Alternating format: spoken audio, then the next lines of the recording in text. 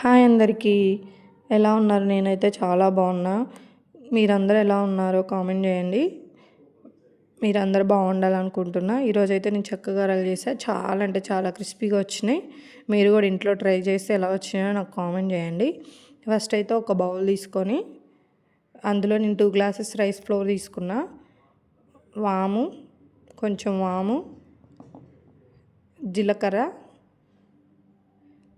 కొంచెం కారం, టేస్ట్కి తగ్గట్టు సాల్ట్.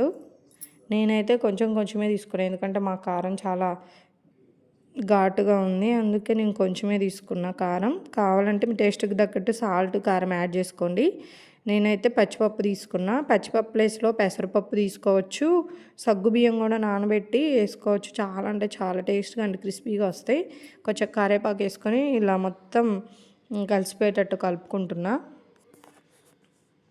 మొత్తం కారం, సాల్ట్ ఇవన్నీ ఏమి వేస్తామో అన్నీ కలిసిపోవాలి.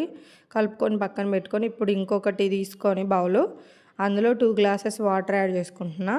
మనం ఏ గ్లాస్తో బియ్యం పిండి వేస్తామో అదే గ్లాస్తో సేమ్ క్వాంటిటీతో వాటర్ తీసుకోవాలా. అలా అయితే సరిపోతుంది. కొంచెం ఆయిల్ యాడ్ చేసిన.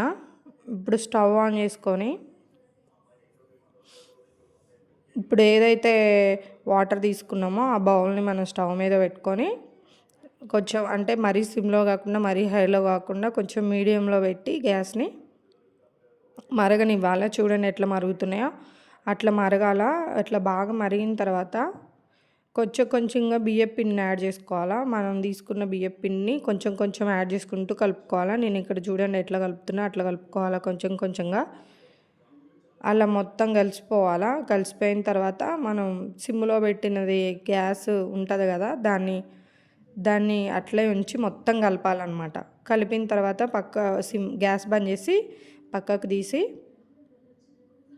ఒక బౌల్లో ఈ పిండి అయితే వేసుకుంటున్నా. వేసుకున్న తర్వాత ఇంకో ప్లేట్ తీసుకొని ఆ ప్లేట్లో కొంచెం పిండి తీసుకొని అంటే నార్మల్ వాటర్, కూల్ వాటర్ కాదు, నార్మల్గా అట్లా చల్లించుకొని ఆయిల్ తీసుకొని బాగా మెత్తగా కలుపుకుంటున్నాను అనమాట.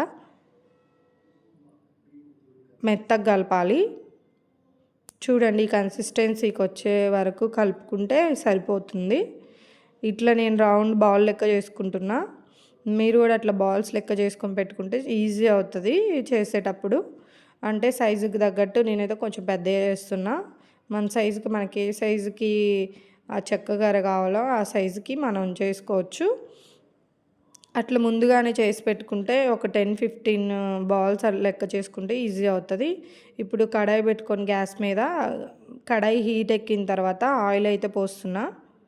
నేనైతే సన్ఫ్లవర్ ఆయిల్ పోసుకుంటున్నా. మీ ఇష్టం, మీరు ఏ ఆయిల్ అయినా పోసుకోవచ్చు.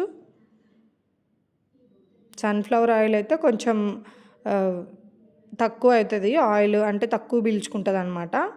సో అందుకే నేను సన్ఫ్లవర్ ఆయిల్ వాడుతున్నా. మీరు ఏ ఆయిల్ అయినా వాడచ్చు, మీ టేస్ట్కి తగ్గట్టు. ఇప్పుడైతే నేను ఒక పేపర్ తీసుకొని, అంటే ఒక కవర్ తీసుకొని కవర్కి 2 సైడ్స్ ఆయిల్ రాసి ఇట్లా బాల్స్ని ఏవైతే బాల్స్ చేసుకున్నానో వాటిని అందులో పెట్టి ఈ చెంబుతో అయితే ఇట్లా అంటున్నాను అనమాట. ఇట్లా అంటే చాలా ఈజీగా ఉంటాయి. ఇప్పుడు ఆయిల్ హీట్ ఎక్కింది, ఆయిల్లో అయితే వేసిన. ఇవి గోల్డెన్ బ్రౌన్ కలర్ వచ్చేసరికి మనం తీసుకుంటే సరిపోతుంది. మంచిగా డీప్ ఫ్రై చేసుకోవాలి. చేసుకున్న తర్వాత ఎట్ ఏ టైం 4 వేసుకొని చేసుకోవచ్చు. చాలా నెమ్మదిగా చేసుకోవచ్చు. చూడండి ఎట్లా వచ్చినాయో, చాలా అంటే చాలా క్రిస్పీగా ఉన్నాయి. మీరు కూడా ట్రై చేసి ఎలా వచ్చిందో చెప్పండి. బాయ్. Thank you.